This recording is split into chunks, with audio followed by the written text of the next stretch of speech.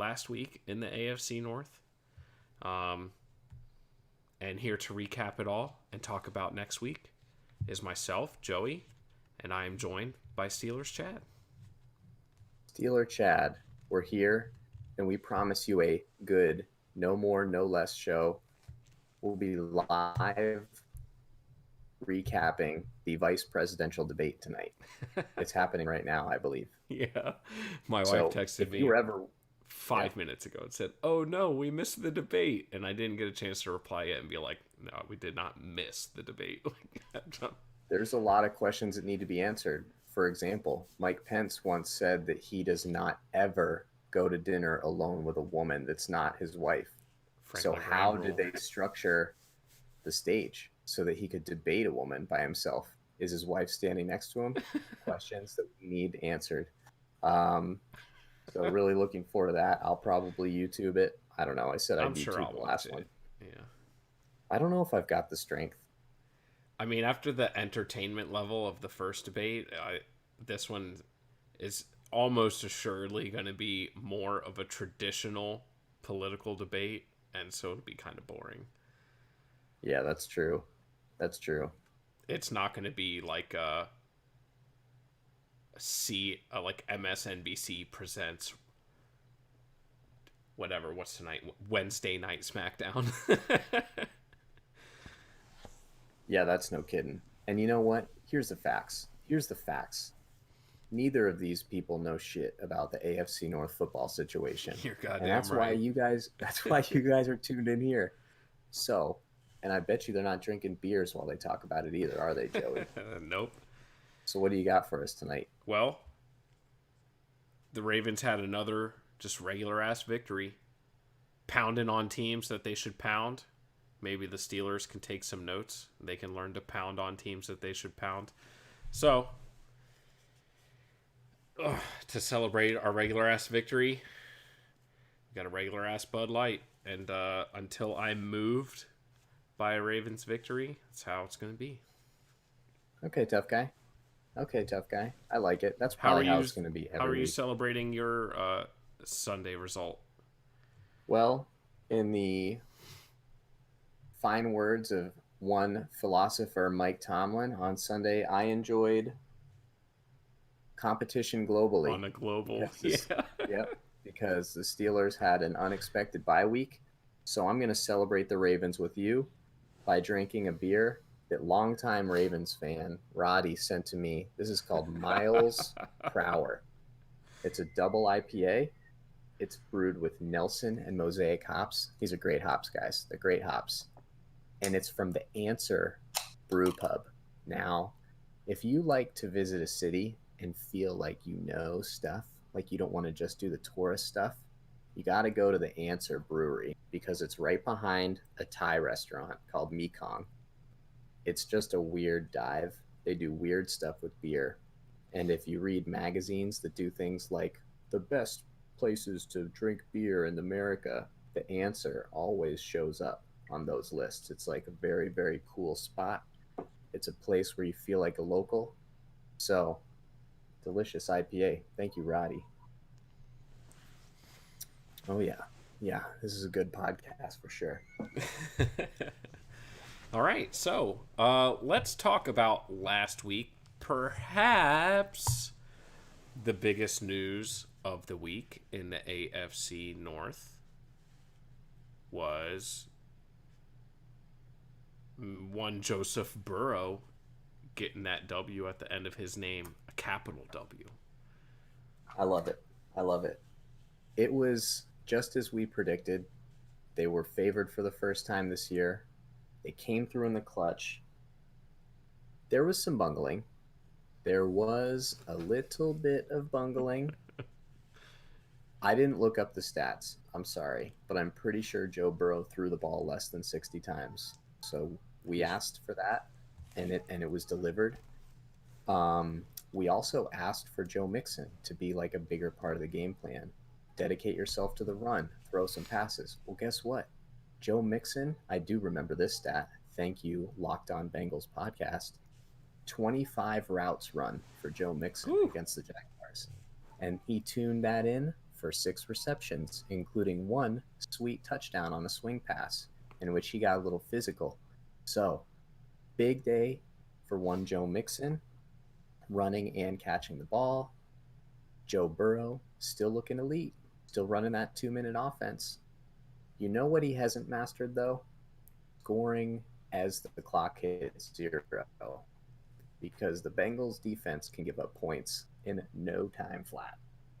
I don't know if you caught that. Just before halftime, they gave the ball to the Jaguars, and they were tied. They had tied the game. It's a nice close game. 30 seconds left. No timeouts for the Jaguars. Another blown coverage, and the Jaguars got held to a field goal only because they had no timeouts left. The Bengals were just bleeding out yardage. Like, they can't stop anyone. They stink. Except for Jesse Bates. He's back. Yeah. He's back.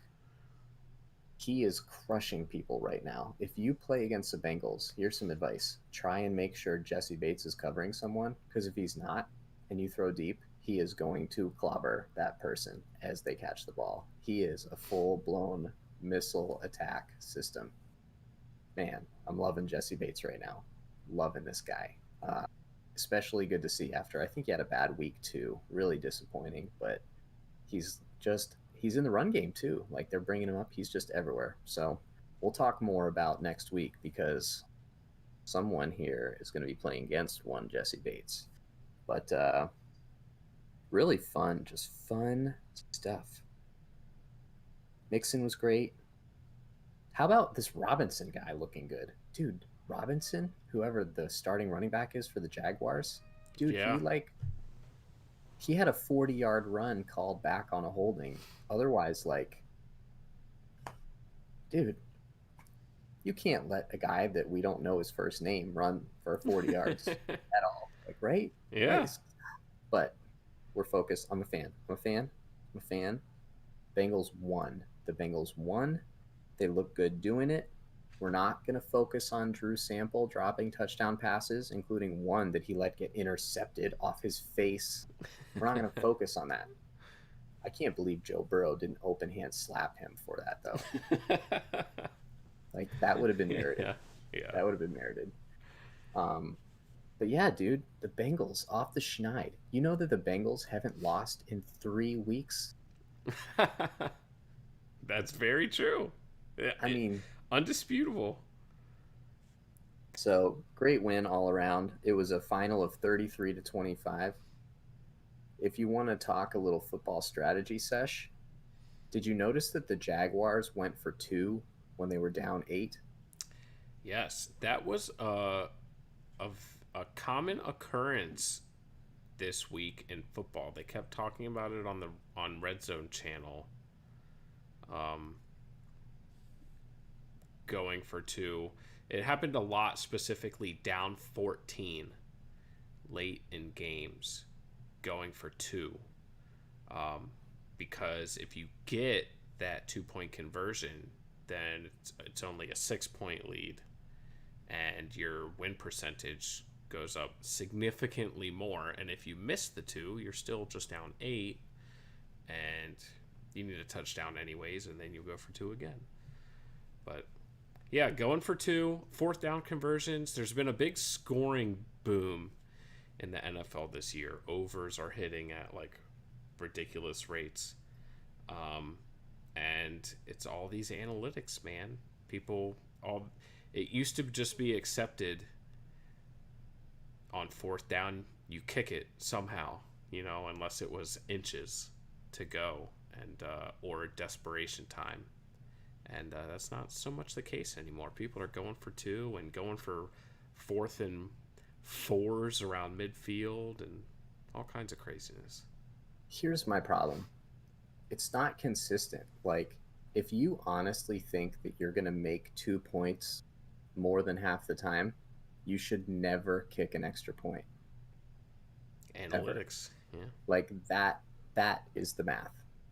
The math of choosing to only go for 2 when you're down 8 and you're bad, and an extra point would make it like a 1-possession game. That's not the one time to go for 2. Like, you don't get to just use analytics right then and never Yes, otherwise. Like, that's if correct. if that is the way they interpret the math, I never want to see the Jaguars kick an extra point again. Like, ever. Again. Ever. Starting now. I never want to see it again. That's how that works. Is it? Am I wrong? Am I No, wrong here? no. Use analytics all the time or never. I'm with you. You think Doug Marone is a big analytics guy? I think he's an idiot. Like, I just don't think that that's the time. Like, He's like I just don't. a bologna sandwich personified. Yeah, it's just like, I don't know. You watch these teams and they're so conservative, and then they're like, "Oh, I'm gonna be so big ballsy, like right this 1 second, and that makes me who I am." No, it's not. Like, you've been like losing all game, still running the ball somewhat successfully, but not like, I mean, like, I don't know. And then you're, oh, now's the time. Now's the time. I'm gonna go from down 8 to down 6. Dude, just go down 7. Like, just go down 7. Like, you're not that smart. Like, you're just not. Um, so they got what they deserved. They lost by 8. Like, that's what they deserved for that nonsense. And like, the Bengals are officially not a pushover. That's what I learned from this game.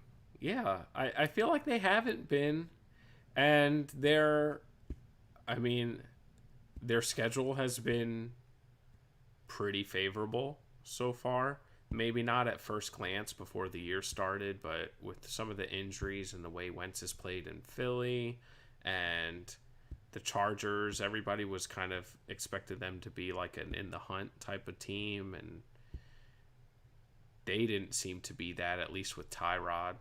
Um, yeah, I mean, the Bengals are at the very least a tough out. The first 2 weeks, Burrow had two game-winning drives, but pretty much, and so He's still money in that 2-minute drill. yeah, Like, he's really good operating this spread offense. I think they need to do it less because Mixon, he's still their best. Like, he's their best playmaker. yeah, AJ Green was like a non-factor again. Um, it's so you just need him on the field. Like, if you want to use him to spread him out to the side, and that's how you want to deal with your protection or whatever, God bless you, Joe. If you think that those 5 offensive linemen are all you need, go via con Dios. But but yeah, it's fun to watch. It's fun to watch the Bengals. Dare I say, they're the most fun bad team in the NFL. maybe we're a little biased, but Oh yeah, probably. but I mean, the Burrow thing we called that from day one. Like, at the very least, the Bengals could go 0-16, but like watching Burrow and seeing how he would develop. And it's great. He spread the ball around a lot. He doesn't use like the tight end as a crutch like a lot of young quarterbacks do. Like, he's throwing to Boyd and Higgins is a fun young receiver, and yeah, he's doing they got a okay. lot of good going on there. So Jason Only says downs. we should start a segment called Lytics Analytics. A Keep that gentleman in I used mind. to work with used to repronounce my name Lay Dick. Do you think we should factor that into the equation at all? Lytics Analytics. I don't know. We'll workshop it. It's yeah, We'll yeah. workshop it. So yeah, big win for the Bengals. You're going to hear a lot of big win talk because the AFC North was undefeated this week, which brings me to the game we were going to talk about first, the game in which the Titans cowered before the Steelers and chose to purposely infect upwards of half their team with a deadly pandemic rather than play the juggernaut that is the Pittsburgh Steelers. I don't advise that medically, but they made their choice, so the game was postponed. The Steelers remain undefeated atop the AFC North, and the Titans may not play again this week. They just keep on not socially distancing. I don't know. Yeah, I heard Mike Vrabel actually pulled out a Tootsie Pop, and as a team building exercise, the whole roster decided to see how many licks it takes to get to the center, and so one per player, pass it on, and see how it goes. I like it.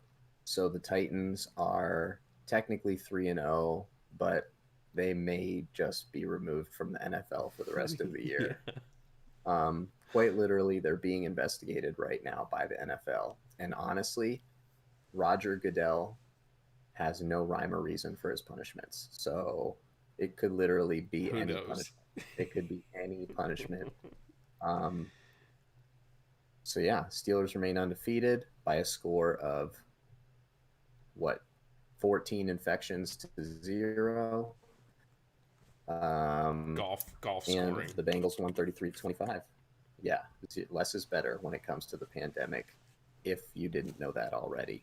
Um, let's talk about a game that we knew was going to be just so boring to watch before we even started it. Ravens versus Potatoes. Yeah. You managed a win. Why don't you brag about how Judon got sacks I against this? know. Right away, he was in there with the sack. I was like, oh, man. That's just continuing our thread. You know, we said that the Bengals needed to get Mixon more involved. Boom. There it is. Right off the bat. Judon, 2 sacks in this game. The Ravens were getting some pressure. Gave up a 300-yard passing game to Dwayne Haskins, which is not ideal. However, he didn't throw for any touchdowns. The little running back, Antonio Gibson, gave the Ravens quite a bit of problems. That seems to start to be a common thread, a la Clyde Edwards Elair. I'm just Right. going to say that as absurdly as possible every time we talk about him. However, so you'd assume that Patrick Queen had a bad game. But he led the team in tackles, as he's beginning to do basically every week, with 12, 3 of which were for a loss. And so the defense was fine. Marlon Humphrey celebrated his new extension with another fumble forced, which was recovered by the juice man, Marcus Peters. So it was Let's fun. pause there because I thought that was really the peak of the game for anyone watching that wasn't a Potato fan, because you got your Humphrey punch, which I guess it's not a Ravens game unless he does that now. And you got Peters with the turnover involvement. So that's good. You want Peters involved in a turnover. That's a pattern now. Then, like the next play, Hollywood catches a deep pass. And I think for the first time this year, he tried to break a tackle and almost did it. Almost did it. So he's tackled at the 1. And then Ingram scores a short yardage touchdown. So you kind of got all your guys that you like. It's like 2019 all over again. Yeah, you can put your purple on and yell big truss, or whatever you do when Ingram does something good. There you go. So that was just a really, really nice 2.5 minutes real time for Ravens fans. That was basically the end of the game. If we're being honest, that was in the first quarter and the game was over after that. Which brings me to a point I made last week about how teams are so intimidated by the Ravens that they do stupid things to make life easy. Washington didn't do it exactly. They went for a 4th down on their first drive from midfield, converted it. They just did their offense. Yeah. Smart. No funny business. Yeah. Just what's your best 4-yard play? Get it. Unfortunately, they fumbled, giving the Ravens a short field from which they immediately scored, and then they missed a field goal, like a long field goal on their next drive. And that was the Lamar run. And yeah, and then Lamar ran for a 50-yard touchdown or whatever, which is so exhausting because he finished with 10 carries for 53 yards, and one of them was a 50-yard touchdown. So here I am, and I'm going to say it. I'm going to say it anyway. Washington did a really good job containing Lamar. It might be the best defensive front in football. and they still gave up a 50-yard touchdown run. Yeah. Yeah. So you can come out of this game thinking like it doesn't matter what you do, because if Lamar still gets one 50-yard touchdown run, like, I win. And I can come out of this game thinking like the Steelers can contain Lamar. Like, they can. Like, people Yeah. have been doing a good job against Lamar this year in the run game compared to last year. The Ravens haven't been running as much pistol formation and fake whatever faking they're always doing, because Ingram's the only one that's good at it, and he's only on the field like a third of the time. So, like, it's possible. Lamar is containable. You do it the opposite way of what I theorized, which is to just usher him to the sideline as quickly as possible. You just get like 3 people in a line and you just usher him to the sideline. Yeah. He gains like 3 yards. No Threaten one touches him. him. Yeah. You don't touch him. You're not going to get to touch him. If you try and touch him, he cuts back inside and he runs 50 yards for a touchdown. So don't touch him. Just usher. But I can't even celebrate how good Washington did with that, because Lamar ran for a 50-yard touchdown and he dodged a bunch of people. And freaking potatoes. Can't do anything right. Nope. They can't. And Dwayne Haskins is no longer the starter. It's going to be Kyle Allen this week. Oh, really? For the Redskin Potatoes, yeah. I did not know that. So, yeah. The run game, the carries were balanced again. I don't know how much I'm liking that.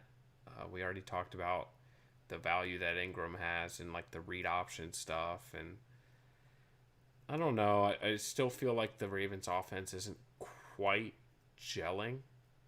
It's just not evolving. It's not developing really. Like, this, as solid as this win is, like, it still doesn't really give me a warm fuzzy. This was basically the 2019 offense. Mark Andrews had 2 touchdowns. Those were the touchdowns that Lamar threw. You know, like, Hollywood has shown more like route running ability and versatility as something other than a deep threat. But like, I don't know. It's like, Yeah, they feel less like a system, a fully evolved system this year than last year. their identity's still unclear. Yeah, that was pointed out in the Ravens film study podcast, that the offense definitely is kind of feeling its way. I love it because, frankly, I am in no way intimidated by J.K. Dobbins. Put him on the field as much as you want. I know he can catch passes. I know he's a talented player. I just don't care. I do not care when he's on the field. I don't even think I care when Mark Ingram's on the field, because I just want the Steelers' outside player, Bud Dupree or TJ Watt, to assume Lamar's getting the ball every time. And that means Lamar will give it to Ingram and we can tackle him. He's not breaking tackles like he was last year. Gus, he's trouble. He's a little bit of trouble. He's good. Yeah, but he's only on the field a third of the time. So, Yeah. like, and when he's on the field, he's not going to do all the other things that the other guys do. So it's simpler. I might regret this, but I really think that right now is the time to play the Ravens. Like, there's a lot about this offense that is not intimidating. Lamar made some pretty nice throws, particularly the ones that we know he loves to make. He threw like a skinny post or a seam or whatever you want to call it. I don't know. The middle of the field, yeah. To Mark Andrews for a touchdown, where like 3 defenders were converging on it. I made a note of it because even though Lamar makes this throw all the time, I feel like we're always talking about how Lamar extends plays. But when he's throwing into these zone coverages, he's really not. It's like timing, because he has to hit Mark Andrews right at the right moment that he's in between those levels of the defense. So I thought that was notable. It's not just Lamar extending plays and finding someone deep. Like, if you're playing zone defense, you have to have timing, because Lamar, I'm not going to say whether he's playing chess or checkers as far as the reads go, because he doesn't do it nearly as well outside, but inside those middle of the field, like, he's got the timing down to make those throws to Mark Andrews or whoever's running up the seam there. That was a nice Yeah. touchdown pass. That one made it 28-10. Yeah. Real edgier cedar. Yeah. Yeah. And as far as like Lamar working on his, I'd say his passing masters, he's not working on his passing PhD yet, No. but working on his passing masters, uh, he he held the safety with his eyes on that play. You could see it on the replay, the television replay that they showed. And that's something that you'll love to see from a guy that doesn't have 2 full seasons worth of starts yet. Like, kudos. Your ability to walk the tightrope of Lamar hasn't started 2 full seasons, but Lamar is a unanimous MVP is like miraculous. Oh, I'm like in Cirque du I'm just Soleil over here. here stating facts. So if that's walking a tightrope, that's It's just just two. funny. That's just 2 facts. If you looked those up in a library, they're in the nonfiction section. It's just funny the way you give him these like forgivings. Like Yeah, he's it's a young okay. quarterback still. You've only started for 2.5 years. It's fine. But then you're like, he's perfect because he's a perfect MVP. It's a tightrope. It's a very fun to watch. I know you're It's where I operating with live. no Yeah. net. Um, so yeah, the Ravens handled the potatoes. I was impressed by Gibson, which was fun because he actually caught some passes. He did the things that we were excited about when they were playing who'd they play, the Browns. Browns. Um, so it seems like Washington is figuring that out. And I will say that I think if Ron Rivera wasn't actually getting chemo on the sideline, Yeah. then the potatoes win this game. They So showed him. Yeah. They showed him coming out of halftime, and like play is happening to begin the third quarter, and he was like relaxing on the bench because like he needed like a breather still. It's like, oh yeah. man. So I'm gonna forgive him for not seeing the fake punt that the Ravens ran, even though the commentators on the TV called it. Did you notice that? Yeah. The commentator was like in the middle of saying like, just this is kind of the part of the field where the Ravens will often run a fake punt, and there's Cook throwing a perfect. Yeah. I'd call it like a back shoulder pass to Boykin. Yeah. It was a really nice throw for the Yeah. record. Like he just threw it to a spot, and Boykin like it was like a quarterback did it. I was actually really impressed. It kind of pissed me off. Um, so we're gonna forgive Rivera for that because he might not have even seen it because he Yeah. was actually being Totally treated. fair. Um, obviously, we are rooting for Ron Rivera and his health, but kind of weird that he isn't just taking some time off. Yeah. It's I not guess like that's how the red. yeah, they've got like an ambitious season here. Like Do you think the Redskins could deny that he has cancer? Too soon, Trent Williams? Too soon on that one? I don't know. So 31-17, the Ravens strong victory, keeping them in contention, but still in second place in the AFC North. No big deal. Congratulations. It's a great place to be. It's one of the greatest places to be. Yeah. Should we talk about the game of the week? If everybody got to play the Giants and the Broncos and whatever other junior varsity powder puff team the Steelers played this year and beat by 8 points, because they pretty much just beat everyone by 8 points because they don't punish the teams they should punish, then yeah. It's a great number. It's a great number. Also, how many teams have the Ravens instilled so much fear in that they didn't even take the field? Touche. So, everybody has kind of strengths that we're going in, and right now, the Steelers' strength has them as an undefeated team in first place in their division, in the catbird seat for that bye week, that precious bye week. So we're looking at you, Chiefs. And Bills. But the Bills are going to be a game down now, too, because they're not going to play this weekend either. Anyways. So the Browns played the Cowboys. Oh, boy. Let's, first of all, is this a great game or like a tragic game? This was this was a fun game. I don't think it was tragic. It was fun. It was like if you are a fan of the Big 12, this is football for you. All 24 right. point quarters. That's how we'll talk about it then. That's how we'll talk about it. There you go. So it was a great game, a great performance by the Browns. Offense. Just a great, great, great performance by the entire Browns football team. That's all. That's the way we're talking about it. For three Nope, quarters. Nope. Yeah. That. That.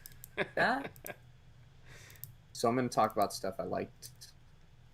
I thought that Stefanski, he's a guy that he comes in and like, okay, this guy's going to simplify it the way that it seemed like Kitchens was. He's going to get his running game system all in there, zone running scheme. He's going to simplify things for Baker. And here he is, gadgeting it up to get OBJ involved early. And I think I like it. It continues our trend. They're listening to the AFC Northcast recommendations. It's amazing that our consulting fees haven't rolled in yet. The bank accounts are still sparingly low, especially on your end, having to drink those buds. But it was great. Landry threw a touchdown pass to Odell Beckham Jr., which basically now the Ravens and the Browns have a quarterback controversy the way I see it, based on successful conversion of that fake punt and Landry's. That was a nice throw, dude. That throw, it was like a 5-second windup, dude. The crow hop and Yeah. reached down in his pocket and he slung that thing. Yeah, definitely not the modern NFL quarterback delivery, but I'll tell you what, he put that thing on a rope. It was like a Sammy Ball, like watching the old black and white tapes of the guys back there, like really hucking it. Yeah. So that was sweet. And that wasn't even OBJ's first touch. I think his first touch came on a reverse and he ran like 30 yards. Mm-hmm. So they were getting all sorts of fun stuff going for OBJ, and you could see it. After that point, OBJ scored 2 more touchdowns, but that's almost not even the important thing. The important thing is he was coming back to the ball to make third down conversions. He was doing all this little stuff and being excited about it. He even had if you're a real body language watcher, which as AFC North people we are, because we have to track OBJ, when Baker Mayfield overthrew him in this game for the obvious touchdown, it was way different than the last game. So the last game, when he just kept running, it looked like he had that stick up his butt a little bit run where he was clearly peeved and he was almost going to run through the tunnel out of spite. But this time, when Baker Mayfield overthrew him for the touchdown in the fourth quarter, he kind of had some spring in his step. He was almost skipping. You guys know, you can tell the difference between OBJ when Baker Mayfield overthrows him for a touchdown now. And this was really happy OBJ. So that was fun. And that was good coaching. Also, I am on record as saying Garrett. Thank you. Way overrated, but he at least did make a play that mattered during the part of the game that it mattered this time. Congratulations, Miles. You took a poor rookie who was undrafted and was starting at right tackle, and Dallas decided to not give him any help, probably because they watched the tape and you haven't been doing shit. And you got this rookie benched in the first half because you had 2 sacks, including a strip sack that led to a touchdown. It was good. It was Myles Garrett, vintage Myles Garrett doing good stuff. Ironically, once that undrafted rookie left, Myles Garrett didn't do anything for the rest of the game. So here's my advice to all teams that play the Browns. Just try not to start an undrafted rookie at tackle. And if you have to, little chip from the running back or the tight end. You'll probably be fine. Myles Garrett's still no good. Browns fans are talking about him like he's going to be Defensive Player of the Year because he's been involved in all these turnovers. And, 4 of them are in the last 2 minutes of games, and it doesn't matter. So You go on thinking whatever you want to think about Myles Garrett. I am in no way fooled. He is still a charlatan. And I'll talk more about that for his game coming up next week. But you can have a moment where he at least did something that mattered in this game. And the Yes, he Browns did. just getting turnovers, right? So we talked about it. Yeah. We said, well, I said, and I think you agreed, turnovers are going to probably matter because Dallas doesn't play any defense. And the Browns maybe don't either. So Yeah. Browns got two in the second quarter on back-to-back plays, I believe.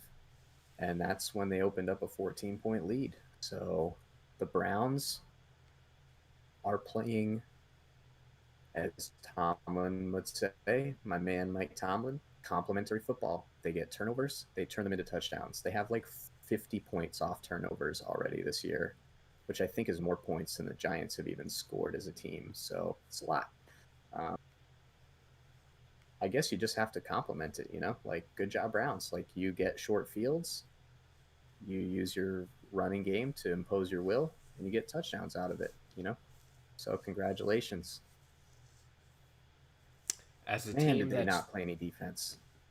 that's 3-1 in the division, I have to take this opportunity to tear down the Browns a little bit. Dude, you're their team. You're their fan. As a longtime loyal Browns fan, Andrew Sendejo, is his first name Andrew? Sure. Yeah. What the fuck, bro?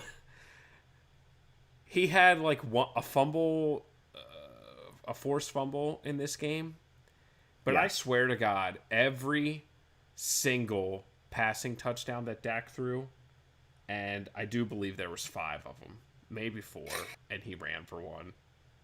Yeah, that sounds right. Sendejo was responsible for. And if he wasn't in the frame as the wide receivers dancing in the end zone, it's because he got beat so bad that he wasn't even in the frame anymore. Like, Yeah. They're pretty much stuck with him. it's absurd that all the Browns fans that were, and I don't know if there were any out there that were like, "Oh yeah, Demarius Randall, don't need him." Man, the Browns could really use Demarius Randall right now. Yeah, I kind of got the same feelings when Sendejo got that fumble. I was like, he's still not good. No.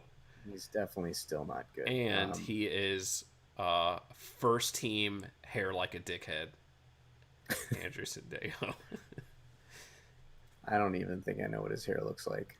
He just has like a short buzz cut, but it's like bleach blonde, and he's got a pretty full beard that is not bleach blonde. Yeah, that's lame. He's really lame. Did you put your phone literally right next to your microphone? That was good tactics, Joey. It's on Do Not Disturb. Stop calling me! Stop calling me! I get it! My wife That sort of technique bring it down a little bit. is basically reminiscent of what the Browns did on defense in the fourth quarter. They probably played some lame country song into the guy with the green dots helmet to make sure that no one on defense knew what to do. Can I give you a fast fact about the fourth quarter? Sure. Right before, so there's going to be a couple. Because I watched this game after the fact. Fourth quarter so was like a game in itself. I knew it was coming. Dallas actually had the ball at the end of the third quarter and turned it over on downs. They turned it over on downs at the end of the third quarter. Not only that, they still scored 24 points in the quarter, despite that fact. On both of Cleveland's punts in the fourth quarter, Dallas lost yardage on special teams, right? So the first one was on an illegal block penalty. So they went from like the 30 to the 20 or the 20 to the 10. So they gave away 10 yards to lengthen their field that they still had to drive. Now, always as I'm talking, have it in your head that Dallas scored 24 points in the fourth quarter. On the second Cleveland punt, the Dallas returner, CeeDee Lamb, who I was very excited to watch return punts, and Nothing to write home about.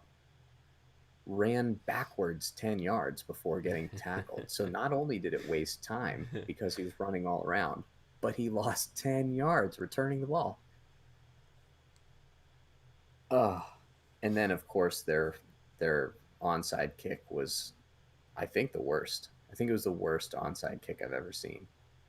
Like he just kicked it like way past the first line of people, like to Well, another so guy. Like, that was an attempt to capitalize on what they did to the Falcons last week. Was it last week? They did that kick with they laid the ball on its side and he kicked it to like spin it and have it like spin 10 yards. So they set it up like they were going to do that, and there's only one man deep, and I think they were trying to kick it between the front guys and the back guy, because as long as it's not in the end zone, once it goes 10 yards, you can still recover it for possession. I think well, that was the goal, I believe. I like that you're explaining it, because what I saw was they just kicked it like 20 yards right to a Browns player. Like no one had any time to get it because it Yeah. kicked it pretty hard. Um, so it sucked. Like it sucked. And despite all that, 24 points they scored in the fourth It quarter. was a 3-point game with like 4 minutes left. I was thinking really hard about this game. And I think last week I said like the Browns would have beaten like 5 teams in the NFL with the product they put on the field. How many teams in the NFL do you think they would have beaten this week with the product they put on the field? I don't know. Possibly a lot. It was the classic uh, score a bunch of points and not play defense strategy.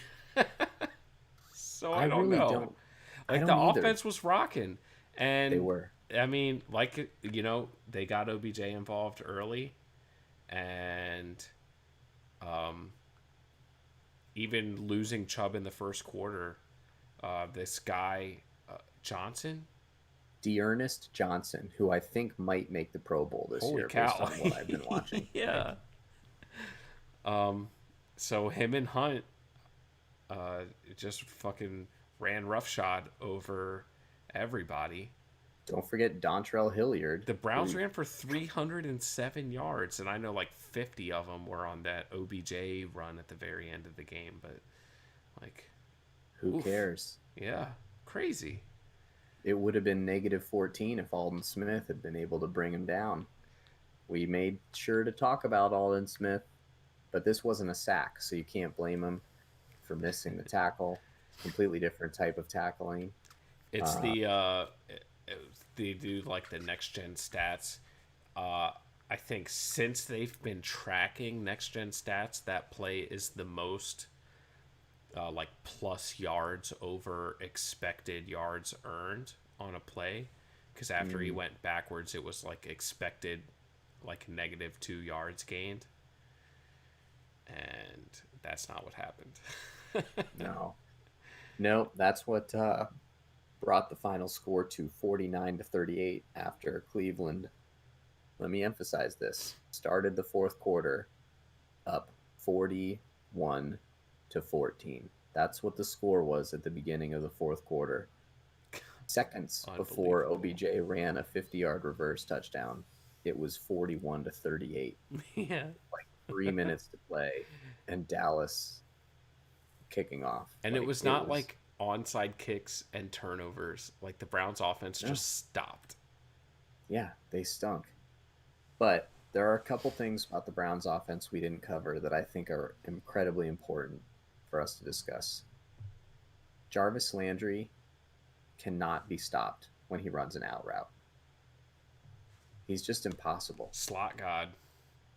He knows exactly where the first down marker is. That's checkers. Everyone should know that, including the defense, and they often seem to know. But Baker Mayfield can throw the ball like so far outside and so low that it doesn't matter. And he just catches it every time. Like, he just catches it every time. Like, he is so good at that out route on third down. It's crazy. It's crazy how often they throw it to him. It's crazy how much it works. And it's kind of crazy how much I still like Jarvis Landry. Like, he is a Yeah. rival now, but I just like Jarvis Landry. He is like just a fun guy to watch. He's a fun guy to watch block if you happen to catch any of those scenes. Like, he is of the Hines Ward mold, but definitely more talented in the receiving department. But that, touches my heart a little bit. So I wanted to give him a little love because he didn't have quite the statistics that you're going to hear about OJ or anything like that. But he is still the pulse of that team. Also Yeah. of note, Harrison Bryant, rookie tight end for the Browns. We talked a little bit about motion offense last week and how entertaining Tyreek Hill is. But we only watch our division every week. So here's one to watch from the Browns. Whenever Harrison Bryant goes into motion, make sure to really keep an eye on him because he's one of the best pointers in the business. Like, he'll be on the line of scrimmage and he'll step back and he will point with emphasis at the receiver that needs to step up so that he can run across the line of scrimmage because it has to be a certain number of people on the Yeah. line of scrimmage. No penalties will ever get called on the Browns for illegal formation when Harrison Bryant is involved because he is calling it out. It's just so awesome. It's He's like a like coach on the field. dude. He's like an airplane flagger on tarmac. Like, he is waving it out, and everyone knows what to do. So you got to love that from the rookie, handling his business like a professional. That's right. That's all I got. Browns. I think they made. I don't know. I thought they stunk after last week. Maybe they're good, but I still like. I don't know. How am I supposed to be intimidated by a team that gives up 24 points in the fourth quarter? Yeah, Dak threw for 500 yards. Terrence Mitchell had 12 tackles, but that's because he gave up like a zillion catches. Yeah.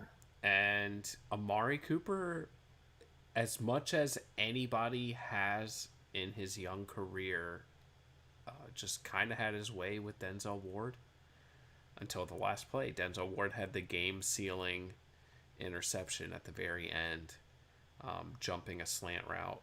Seemed to know it before the receiver knew it. Yeah. And Denzel Ward is good, but yeah, if this Cowboys team could play any defense whatsoever, they'd be really good, probably. Probably still good enough to win that division. You'll hear all those jokes on every other NFL football podcast. Um, Suffice it to say, at 1-3, they are still probably favorites to They're win a the half division. game back in the division. The Bengals would be a half game back from the NFC East lead. No, they'd be tied. Oh shit! Yeah, they would. There you go. The last place team in the AFC North would be the best team in the NFC East, and that is why our division is the best. Plain and Analytics, simple. analytics, coming Boom. full circle. So the Browns won 49-38. They may want to consider playing more defense next week if they want to know what's good for them. Mac Wilson was back in the lineup. That's about all I have to say about that. I didn't notice him do anything good or bad, but it's good to have him back out there. So, undefeated week for the AFC North. I guess we should just be happy about it. We got some fun, entertaining football. We got victories. So, what do you think is in store for next week? Well, next week at 1 p.m., we have a divisional grudge match. The newly winning Cincinnati Bengals are going to travel to the big crab cake. But this crab cake is all breadcrumbs and no meat because there's no fans in the stands, so it doesn't really matter where they play, to be honest. Let's be real. So the Bengals will be in Baltimore to take on the Ravens, and I imagine it might be a little bit of a rude awakening for the Bengals. They've played the Chargers and the Eagles and the Browns and the Jaguars this year, and so they just got their first win. They had to walk. They tied the Eagles before they could run, and beat the Jaguars. Joe Burrow in his pro football infancy, and I think Wink Martindale's going to have a little something something for him. However, uh, the Ravens have been very susceptible to the run, and so if the Bengals get Mixon going early and can kind of slow the game down, that has to be the recipe for them. And also, there's like lots of bad Bengals juju just like brewing deep in my soul from all the years of Ocho Cinco and Chris Henry and all these guys, AJ Green, Kushmanzada. just crushing my soul with like bombs late in games. Tyler Boyd, most recently, his rookie year. So we'll see. But the Ravens are favored by like 13 points. And Yeah, if I had to bet that game, I would bet on the Ravens. yeah, I agree. It's tough to do much analysis here. I think that today's the day that I'm going to let go of the Bengals having a good defensive front. They don't. Um, DJ Reader has been doing a he's been doing a heck of a job against the run without any other help on the inside of the line because apparently Geno Atkins is dead. Um, he's not dead. He's not dead. I know a lot of you come here for breaking news analysis. Geno Atkins is very much alive, but he doesn't play ever anymore. And the pass rush is just, I mean, it's fine. Carl Lawson's doing pretty well so far this year, but they're just not that good. Jesse Bates, he'll lay the hammer on somebody, or, probably what'll actually happen is Hollywood will catch a pass really deep and just fall to the ground in the fetal position before Jesse Bates can hit him because that's what he does. And then they'll score a touchdown on the next play. So for me, what I'm kind of academically curious about, because I know that the Bengals aren't going to follow your advice. They're not going to like run the ball all the time. At best, they'll get Joe Mixon involved in the passing game like they did last week. But they're not gonna like stick to the run. They just can't do it. They just can't do that. So I'm kind of curious to see how effective Joe Mixon or Joe Burrow is in this little spread that he seems to like to run because as talented as the Ravens secondary is, like 5 receivers is a bunch. So like the Ravens don't have 5 Pro Bowl cornerbacks.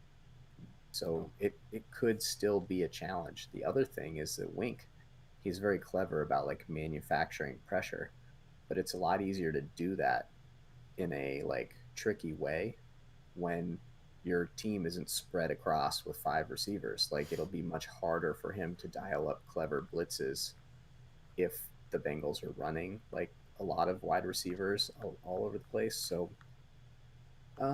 I'm just not sure. I'm not sure. This could be another productive day for Judon because he'll probably be lined up against who cares? Like, I mean, they Yeah. Bengals don't have a good tackle, so like, uh, it'll be interesting. So I'm curious to see how that works out. I would think, I mean, if you want to take a bet that could give you some money, like you got to be thinking Marcus Peters interception, right? Oh, against a rookie quarterback. Yeah, Yeah. I mean, the combination of Marcus Peters and Martindale, they're really more than he has this year. Joe Burrow's ability to read and recognize is going to be tested. Um, and so we'll see how he handles it.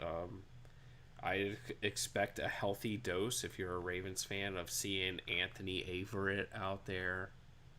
Um, Target him. you know, if that means Boyd or Higgins on him, that's certainly a mismatch.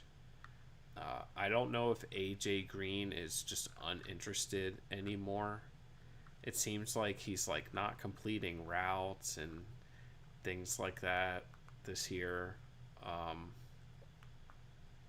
but Yeah. if he gets hyped to go against Humphrey and Peters because Peters is talking all that shit and Humphrey's getting handsy, like, and AJ Green gets engaged in the game, like that could make things kind of interesting. And so there's Yeah. definitely a path for the Bengals to turn this into a dogfight, but it's predicated on their offense doing good things because their defense is probably not going to be able to do a whole lot. Yeah, that's sort of the problem. I mean, you can see the Bengals offense performing better than the Redskins, which did kind of okay just Yeah. based on talent and, this season's results so far.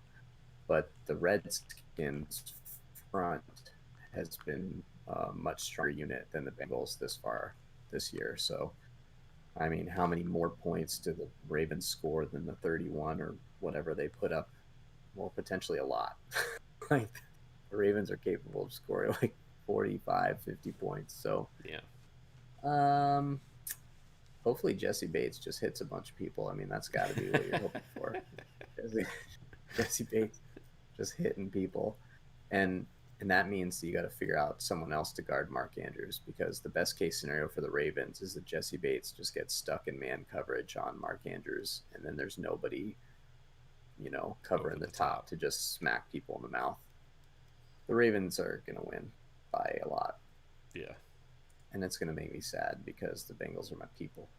But don't even don't even come back here if the Ravens don't win this game by 10. You guys will Don't never even. hear from me again. um, but the reason that it's going to hurt Chad a lot is because also at 1 p.m. on Sunday, the Steelers are going to lose the Battle of Pennsylvania to the hapless Philadelphia Eagles, who don't even have, I don't think they have a wide receiver on their roster.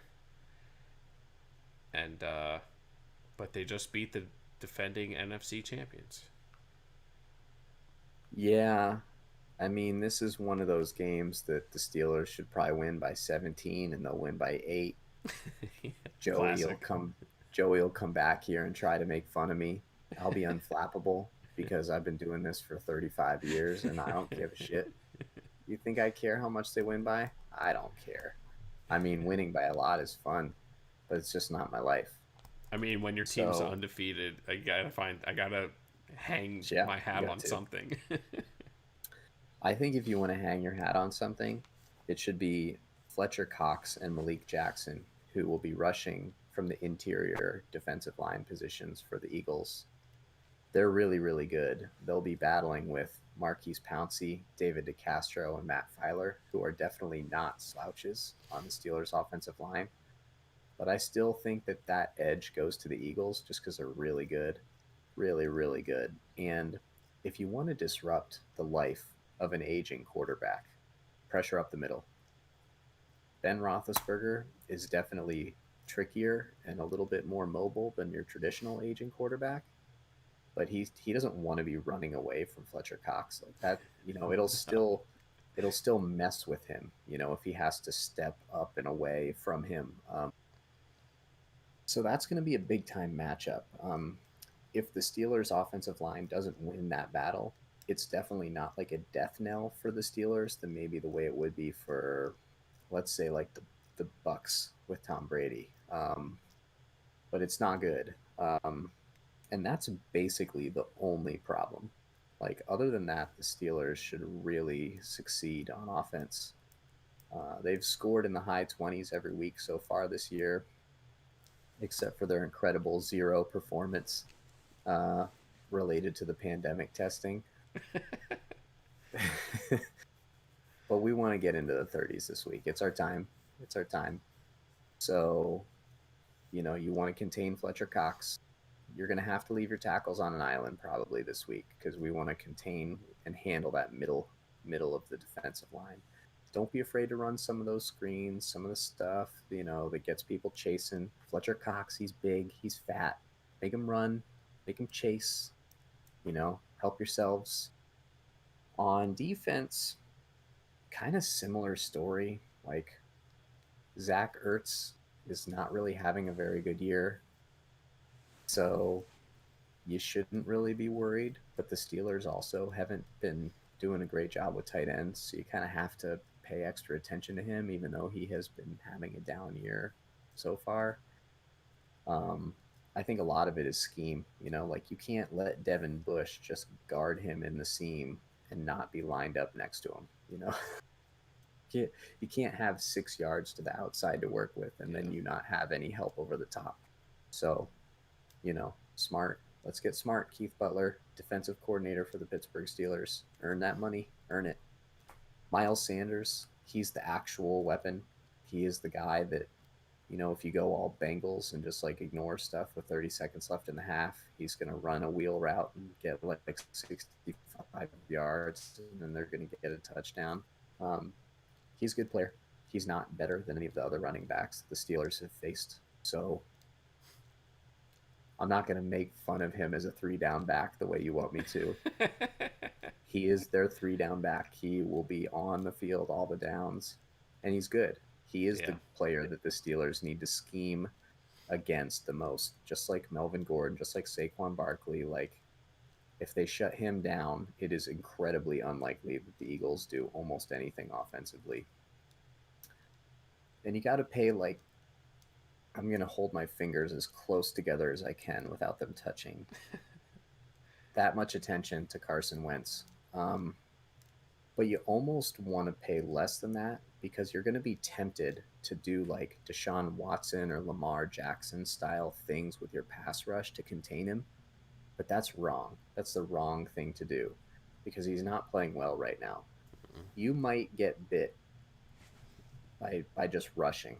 You might get bit, but you just got to do it because he's been a mess. He's been throwing picks. He's been fumbling. Like, you just got to unleash the pass rush and let the chips fall where they may. And if after the first half it's not working, make an adjustment. But I don't think you worry about his mobility.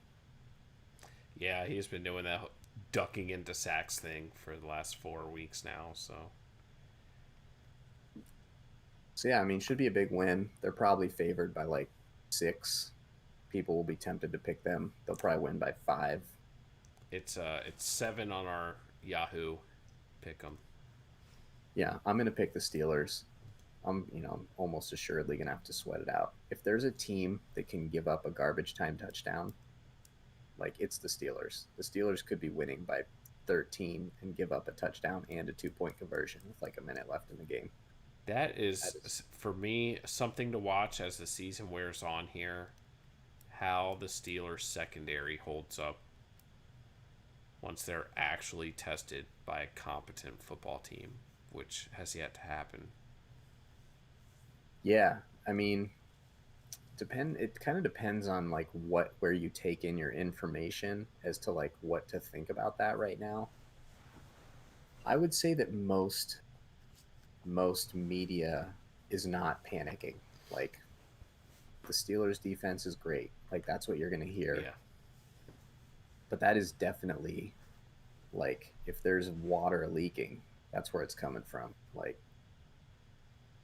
we'll see. The zone, hopefully, I mean, the zone defense, like, sometimes it's like the quarterback gets too much time. Like, every zone breaks down over a long period of time. So it's tricky. But yeah, this will be a good time for them to hopefully dominate. I mean, like, if they give up a bunch of yards and a bunch of stupid 3rd and long conversions and stuff this game, like, I'm going to have to come back here next Wednesday and say the same shit about how, like, yeah, they're winning and yeah, they got a couple timely turnovers, but like, dude, I don't want to look at 3rd and 12 as an automatic first down. Like, I shouldn't have to do that. I'm a fan with a heartbeat. I don't want to have a heart attack. Just do smart shit. Don't give up 3rd and 12s for first downs. Last week, I literally looked to my wife and was like, "Thank God it's 3rd and 4 because the Steelers are going to get off the field here." Like, and they did. It's like, that's not what I should be saying. I shouldn't be saying that. I should be, thank God it's 3rd and 12 because T.J. Watt might kill somebody in a good way. If there's a good way, it's when it's 3rd and 12 and he does it. So hopefully they win because you just can't lose to Philly right now. They're not good. God, I would love if Philly would win, but I just don't see it happening. Yeah. It's hard to see it happening. They're pretty bad. And then we'll end up the late game, America's game, maybe. It's in the America's game time slot. And maybe the most competitive game that we'll get in the division this year is Colts at Browns. Um, the Colts are like the quintessential I don't know what they are yet team. Um, they lost to the Jags week 1 and then they like smashed Minnesota. I don't even know who else they've played. I think they beat the The Bears, maybe. Bears. Um, yeah, did they get Trubisky benched? I don't know. Uh, No, because that game the Bears won, didn't they? that was the Falcons game, yeah. So they Yeah, I smashed the don't know Bears. either. And honestly, I'm not Who gonna. cares? I didn't look. I didn't look at the players or the rosters for this game. I just used my gut. And here's what my gut tells me about the Colts. They're currently playing good defense right now. I'm pretty sure they won their last game like 19-11, whoever they played. They're well coached. They have a veteran quarterback who does crazy things sometimes. I think this is all about Cleveland's momentum, right? Like, does Cleveland continue this crazy wild ride of tons of turnovers turning into touchdowns? Because if Cleveland can get a bunch of short fields and they can start to impose their will a little bit, then they could definitely win. And I definitely picked them to lose this game before the season. So I don't like that. But they need to do that. Like, Indianapolis has played good defense this year. Yeah. Cleveland shouldn't expect to be able to go up and down long fields because frankly they haven't really shown the ability to do that against anyone yet. They might be able to, but they haven't shown it. They haven't had to. So that's kind of the big thing. This is the next big test for Kevin Stefanski, and his fancy zone running scheme. No excuses that you don't have Nick Chubb. Kareem Hunt's awesome. Your offensive line is basically the best. So, you know, nothing really changes here. You do some sort of funny business, try and get OBJ going early, get him excited, keep that running game going. And for the record, the Colts offensive line is awesome. So expect Myles Garrett to do absolutely nothing this game. That's a promise. He is not going to do anything. Yeah. Philip Rivers will give you the football. Yeah, he probably will. But not Um, until the fourth quarter. so, yeah. Probably not until the fourth quarter. He'll almost certainly be down like 1.5 scores with 1 minute and 50 seconds left, and he'll be dadgumming everybody on the field, slinging it around. Um,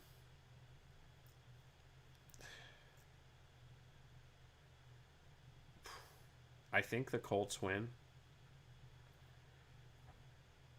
but it'll be close. I'm almost certainly going to pick the Colts because I'm not a real gambler. So when I get conflicted, I just go with what I want. But I kind of think this happens to me with the Browns a lot over the last 4 years since they have a lot of talent on their roster. Like the Browns should be able to do stuff they did against the Cowboys to everyone. So, like, the Colts have a rookie running back. T.Y. Hilton's been in and out of the lineup. They got weird wide receivers like Harris Campbell or something like that that's like supposed to be maybe good, but he's probably not. And he got hurt anyway. So you're like, who do they even throw the ball to? Like, why is this team good? The Browns should win. Like the Browns should win by 10. Like that's what should happen. I think it's a home game.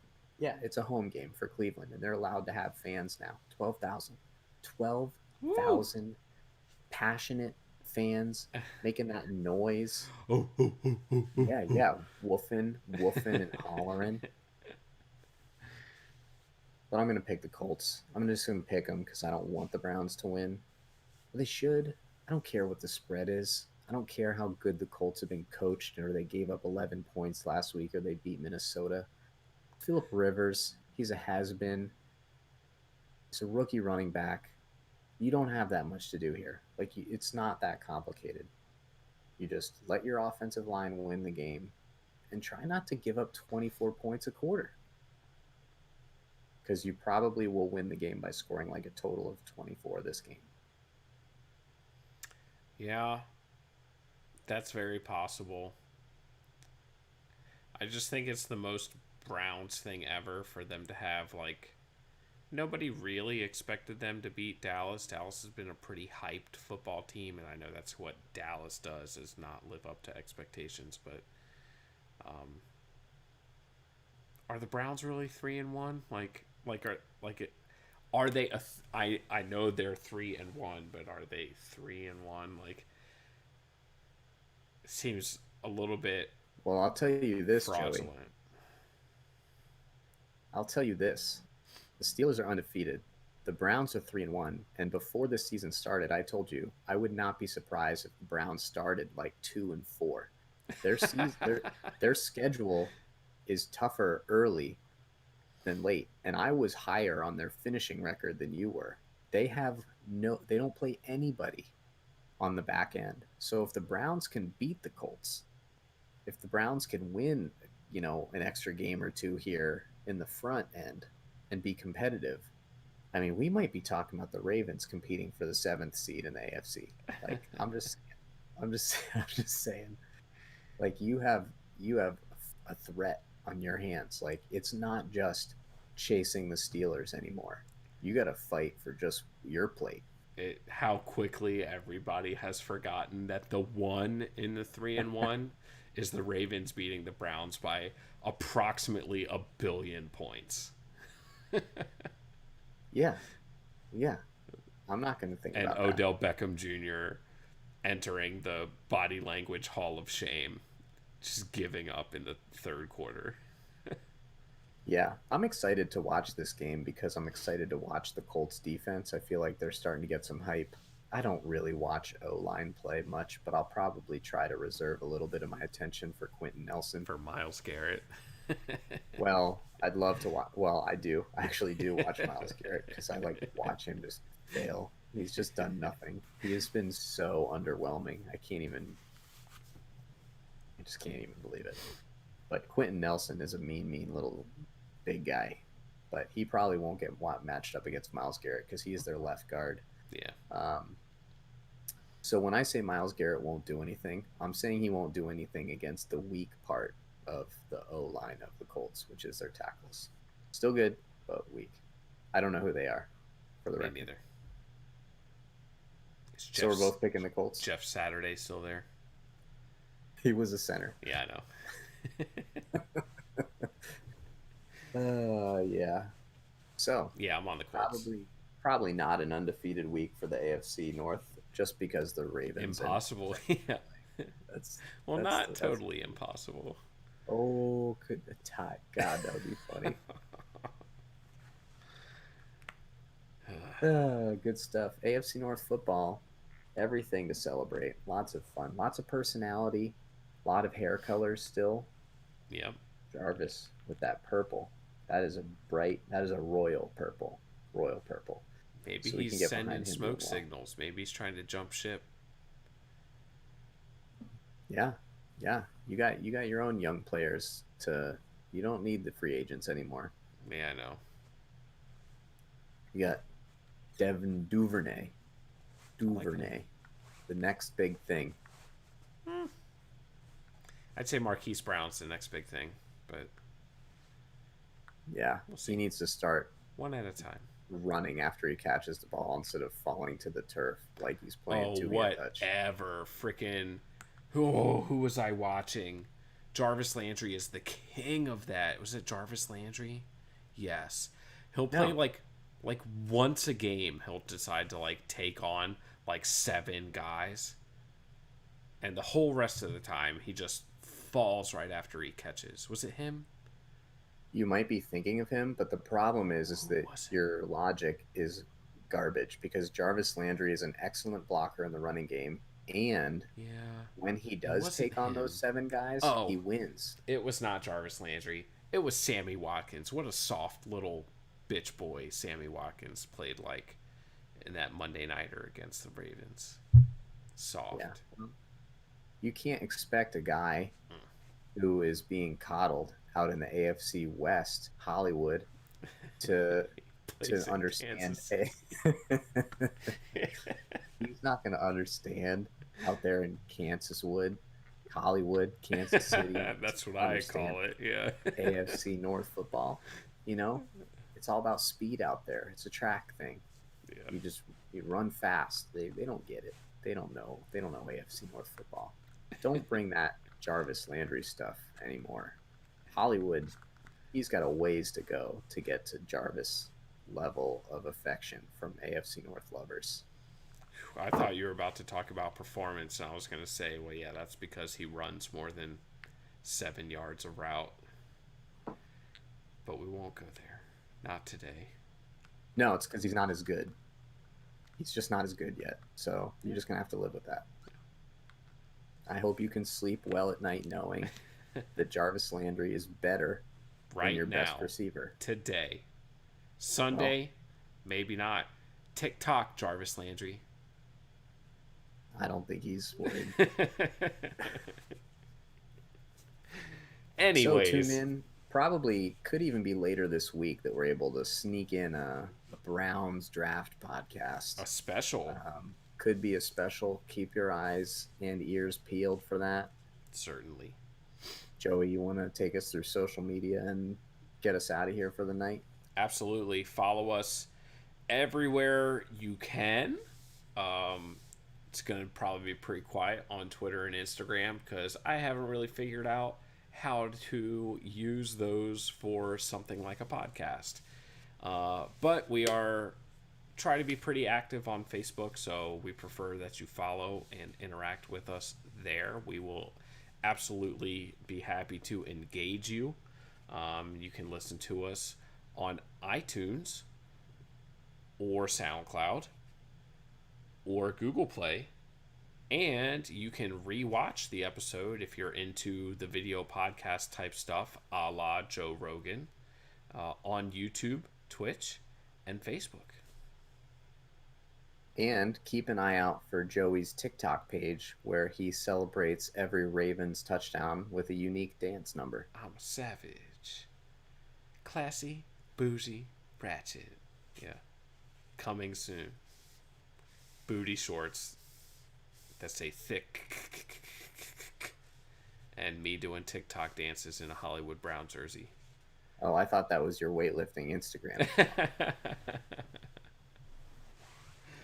On that note, everybody have a good week. Join the Pick'em. Find it on the Facebook page if you can. I'm like a point or two behind. Chad's way down there in the standings because he doesn't pick games. He's just good at picking confidence points. And that's it. Everybody have a good week.